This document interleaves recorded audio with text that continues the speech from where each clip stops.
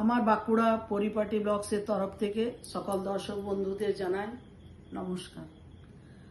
এর আগের দিনে আমি গুরু পূর্ণিমার কথা সবাইকার কাছে শেয়ার করেছিলাম। তার আগের দিন মানে গত পরশুর দিনে আমার বান্ধবীর সাথে পুরী যাওয়ার অভিজ্ঞতা, চন্দ্রভাগার অভিজ্ঞতা আপনাদের কাছে শেয়ার করেছিলাম। এইবারে আমরা চন্দ্রভাগা থেকে বাসে চাপলাম। চাপে রাত্রের দিকে 9টার সময় পুরীতে যাই পর নামলাম। নামার পরে আমার বান্ধবী বলল, এ বনশ্রী পাশাপাশি ঘর লাও, না হলে কিন্তু থাকতে লাগবো বাবু। পুরী টুরি আমি তো ইয়ার আগে আসিও না, আমি কিছু জানিও না। ঠিক আছে চলো পাশাপাশি এই ঘর নেবো।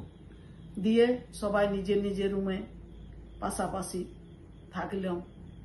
দিয়ে একবার মাঝখানে এসে পর বলছি, এখানে খুব বান্দরের উপদ্রব আছে, দেখে শুনে জিনিসপত্র রাখবে। ঠিক আছে, তুমি কি করে জানলে? আরে শুনিয়েছি লোকের মুখে। ঠিক আছে ঠিক আছে।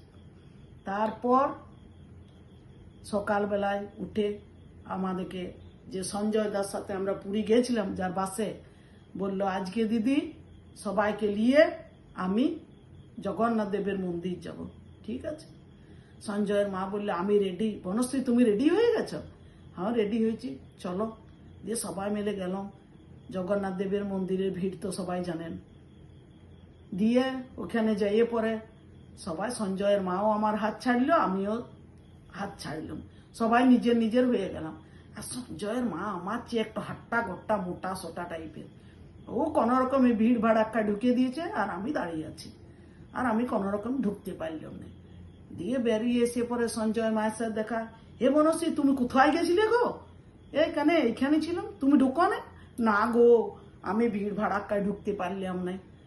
ঠিক আছে ঠিক আছে চলো, তখন বেলার দিকে দেখা যাবে, আর আজকে হবে নাই। দিয়ে সবাই মিলে জগন্নাথ দেবের মন্দির থেকে আমি দূর থেকে প্রণাম করে চলে এলাম। সঞ্জয়ের মায় জিতল, আমাকে যতই চালাক ভাবুক, আমি যতই পুরীর সব জানি। তারপরে বিকালবেলায় আমরা আমার মাকে নিয়ে গেলাম ধ্বজা বাঁধা দেখতে। তো বাবা জগন্নাথ দেবের এমন কৃপা, জয়পুর বিকালবেলায় মন্দির ফাঁকা, ওই সময় আমরা জগন্নাথ দেবকে দর্শন করলাম আর ধ্বজা বাঁধা দেখলাম। দেখিয়ে আমরা আবার হোটেলে ফিরে চলে এলাম। এই পুরীর অভিজ্ঞতার কটা কথা আপনাদের কাছে শেয়ার করলাম আমার বাঁকুড়া ব্লকে। পরের ব্লকে দেখা হবে। নমস্কার বন্ধুরা, অবশ্যই লাইক সাবস্ক্রাইব করবেন। এখানেই শেষ করলাম।